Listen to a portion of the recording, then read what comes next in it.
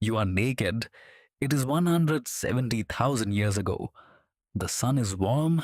The air is fine. You do not notice that you have no clothes because clothes do not exist yet. There is nothing missing. There is no concept of covering yourself. No shame, no modesty, no fashion, no status symbol sewn into fabric. Just a human body in an environment it evolved for. Some completely unremarkable, completely natural, and then something changed. Not suddenly, not with a single decision, but slowly, across thousands of years, humans started putting things on their bodies.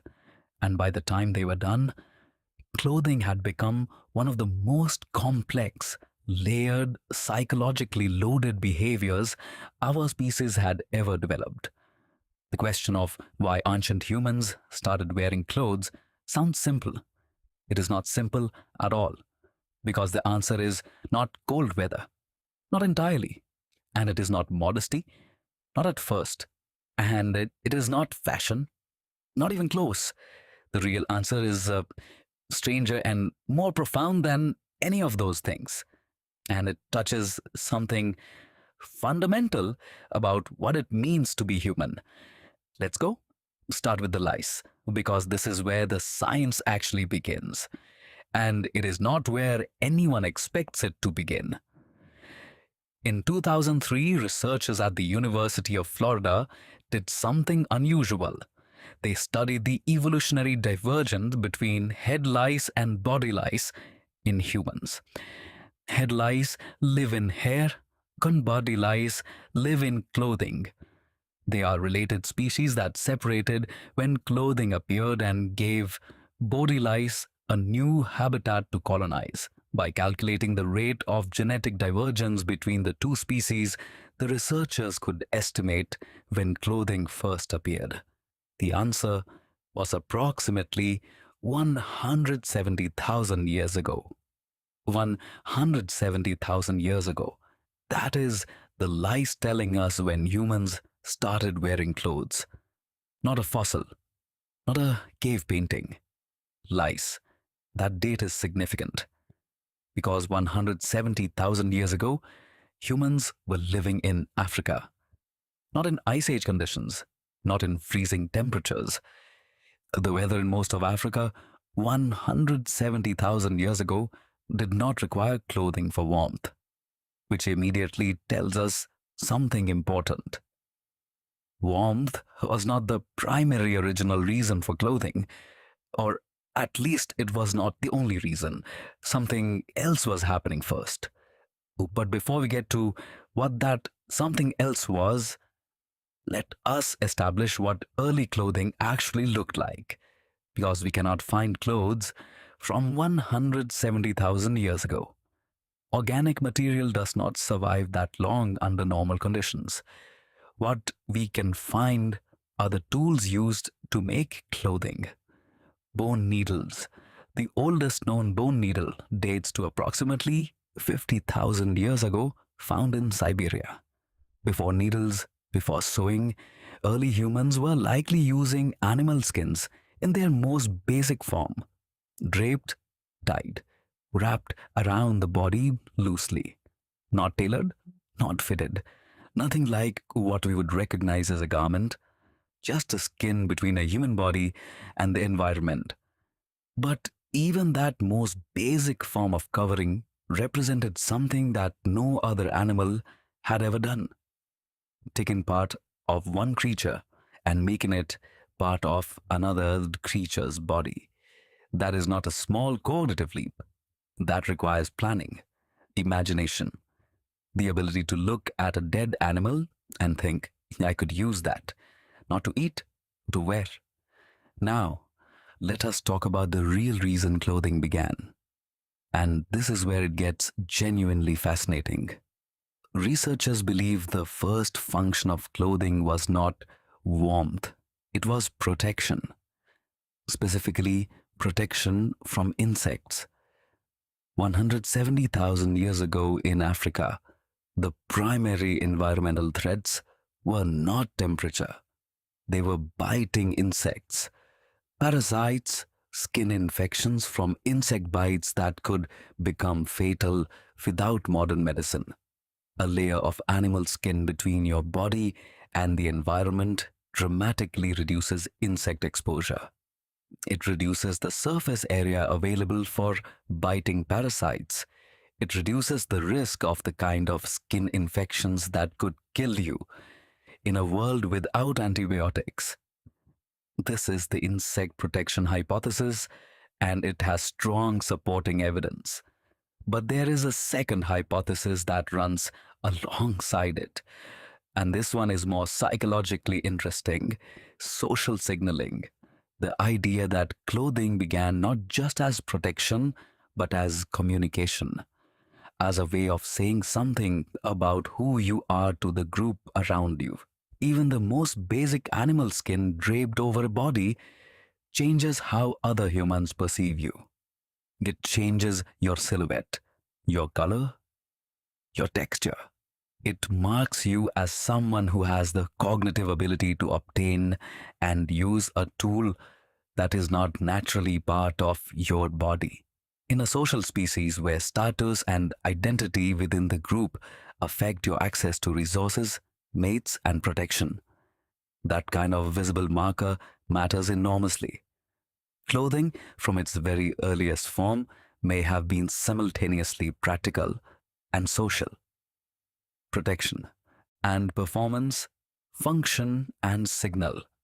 That combination, practical tool that also communicates something about the wearer, is one of the defining characteristics of human material culture.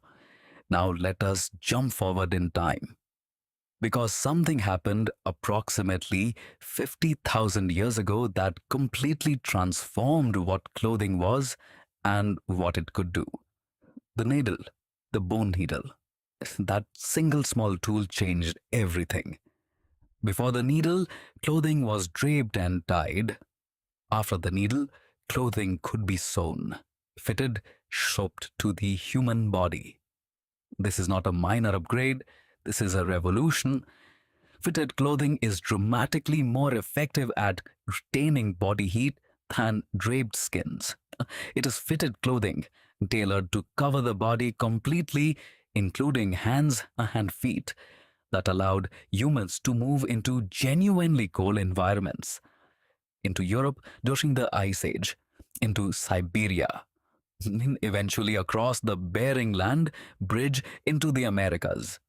Without the needle, without tailored clothing, the human colonization of the cold parts of the world would have been impossible. Full stop. The needle is one of the most consequential inventions in all of human history, and it is almost never talked about that way. We celebrate the wheel, we celebrate fire, we celebrate writing. The needle gets almost no credit, and yet it opened half the world to human habitation. Now, here's where the story gets into territory that most people have never considered: the psychological impact of clothing on human cognition and identity. Because clothing did not just protect the human body, it changed how humans experience the human body. When you cover your body, you create a distinction between what is you and what is presented to the world, between the private self and the public self. That distinction between an interior self and an exterior presentation is one of the foundations of human psychological complexity. Animals do not have this distinction. A dog is a dog. There is no version of a dog that is presented differently to different audiences. No performance of self. But the moment a human puts something on their body, they begin to construct a presented self. And that constructed self can be different from the experienced self underneath. Clothing is the first technology of identity management and the first tool humans used to control how they were perceived by others. And once you have that tool, once you understand that you can shape perception through what you put on your body, An entirely new dimension of human social life opens up.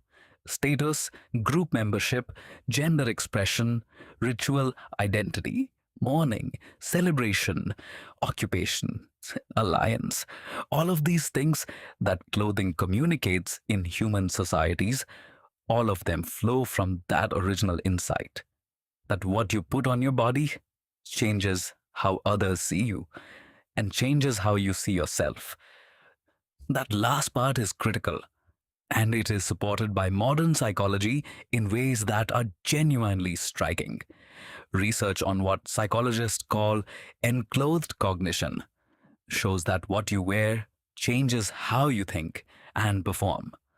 In a landmark study, participants who wore a doctor's lab coat made significantly fewer errors on attention tasks than those who wore the same coat, but were told it was a painter's coat.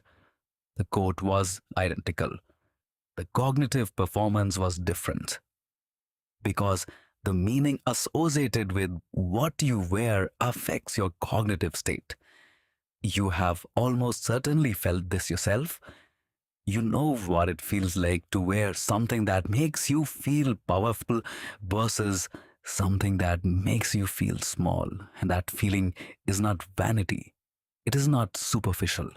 It is your ancient brain responding to social signals, including the signals you are sending to yourself. Ancient humans were doing this. They were using clothing and adornment to shift their psychological state, to enter ritual roles, to become hunters, healers, leaders, mourners. The costume was not separate from the identity. For ancient humans, to wear a thing was to become the thing, at least partly, at least for the duration. Now let us talk about something that almost never comes up in conversations about the origin of clothing: decoration. Because the archaeological record shows that almost as soon as humans started covering their bodies, they started decorating what they were covering with. Beads made from shells, ochre pigment applied to skins, feathers attached to garments, patterns cut into leather. The oldest known personal ornaments, shell beads from Blombos Cave in South Africa, date to approximately 75,000 years ago. These are not functional objects. They serve no practical purpose. They exist entirely to be seen, to communicate something to others, which tells us that the social signaling function of body covering was not secondary or later. It was there almost from the beginning. These ancient humans were not just covering their bodies for warmth or protection. They were already thinking about what the covering said about them. They were already engaging in the same fundamental activity that drives $1 trillion global fashion industry today: the activity of using what you put on your body to tell a story about who you are. That is a staggering continuity. 75,000 years of humans doing essentially the same thing, covering and decorating their bodies to signal identity to others. The specific materials have changed, the specific signals have changed, but the underlying behavior unchanged. Now here is the twist, the part that complicates the neat story of clothing as progress.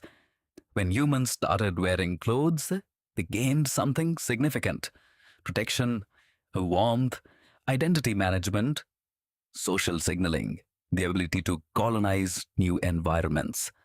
But they also lost something that almost no one talks about.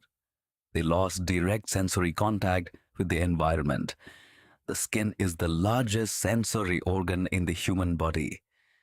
It is covered in receptors that respond to temperature, pressure, texture, and pain. These receptors give us constant, real-time information about the world around us. Ancient humans who lived without clothing had this information continuously available. Every shift in wind, every change in temperature, every texture underfoot, every insect landing on skin, immediate, unmediated, direct, clothing buffers all of that. It insulates the sensory system from the environment. And while that insulation is often protective and beneficial, it also represents a kind of disconnection, a step away from the immediacy of the natural world that our nervous systems evolved to inhabit. Some researchers have speculated that this disconnection, this progressive buffering of the human body from direct environmental contact, is part of a longer story. The story of how humans gradually built more and more distance between themselves and the raw natural world. Clothing, shelter, agriculture, cities, climate control, each step more protective, each step more disconnecting, each step further from the environment the human nervous system actually evolved for. Clothing was the first step on that path, the first layer of insulation between the human animal and the world it came from. And like all the steps that followed it, came with real benefits and real costs that we are still figuring out how to balance. Let us come back to something specific, because there is one aspect of clothing history that is particularly striking and particularly relevant to how we think about ourselves today: the relationship between clothing and shame. The book of Genesis tells a story about clothing and shame that is one of the most famous in human literature. Adam and Eve eat the fruit of knowledge. Their eyes are opened. They realize they are naked. They feel shame. They cover themselves. That story has been interpreted theologically for thousands of years, but read it as an anthropological document, and something interesting emerges. The sequence in the story is not random. Knowledge comes first, then awareness of nakedness, then shame, then clothing. And that sequence maps remarkably well onto what cognitive scientists think actually happened in human evolution. As human cognition became more sophisticated, as the capacity for self awareness and the awareness of other minds developed, humans became capable of something animals are not. They became capable of imagining how they appeared to others, of taking the perspective of another person and seeing themselves from the outside. And with that capacity came something new: the knowledge that others were seeing you, evaluating you, forming impressions of you, and the desire, the very human desire, to manage those impressions, to have some control over how you are perceived. Clothing is the original impression management technology, the first tool humans used to exercise agency over how others saw them, and that impulse to manage the impression you make on other minds is one of the most distinctly human things there is. It requires theory of mind, self awareness, the ability to model other people's perceptions. No other animal does this, only humans. And clothing is one of the oldest expressions of it, which means that when you pick out what to wear in the morning, and when you consider how something makes you look, what it says about you, whether it fits the occasion, you are doing something ancient humans started doing 170,000 years ago. You are managing your presentation to the social world, using what you put on your body to tell a story about who you are. And the remarkable thing is, you probably do not think about it as a cognitive act at all. It feels like just getting dressed. But underneath that ordinary daily activity is one of the oldest and most distinctly human behaviors our species has ever developed. The final thing I want to say about clothing is this: And it is the thing that surprised me most when I went deep into this research. Clothing changed not just how humans related to others, it changed how humans related to time. When you can store and preserve clothing, when a garment can outlast a season, a year, a lifetime, objects begin to carry memory. A cloak worn by a great hunter becomes associated with that hunter's abilities. A garment passed from parent to child carer carries the weight of the relationship. Objects that touch the body become containers for identity and memory in a way that no other objects quite manage. This is why clothing is so often found in ancient burials, why the dead were dressed, why particular garments were placed with particular people. Because by the time humans were burying their dead with clothing, they understood that the garment was not just a practical object, or that it was a piece of who the person was. It carried something of them, and placing it in the grave was a way of honoring that, of acknowledging that the person and the thing they wore had become intertwined. You still feel this. Think of a garment that belonged to someone you have lost. How specific the feeling is, how much more powerful than almost any other object. That feeling is not new. It is not modern sentimentality. It is ancient. It is as old as clothing itself, because from almost the beginning, humans understood that what you put on your body becomes part of you, part of your story, part of how you are remembered. 170,000 years ago, a human picked up an animal skin and put it on their body for the first time. They were not thinking about fashion. They were not thinking about modesty. They were not thinking about the trillion-dollar industry that would eventually follow. They were thinking, this helps, this works, this changes something about my relationship to the world around me. And they were right. It did change something. It changed almost everything. The clothes on your body right now are the latest iteration of something that began before written language, before agriculture, before any civilization you have ever learned about in school. They are, in a very real sense, one of the oldest human technologies still in daily use, still serving the same fundamental purposes they always served: protection, identity, signal, memory, the performance of self to a watching world. The materials are different, the signals are different, the watching world is vastly larger, but the underlying behavior unchanged. Still human, still ancient, still doing exactly what it was always doing, still telling a story about who you are to everyone who can see you, including yourself.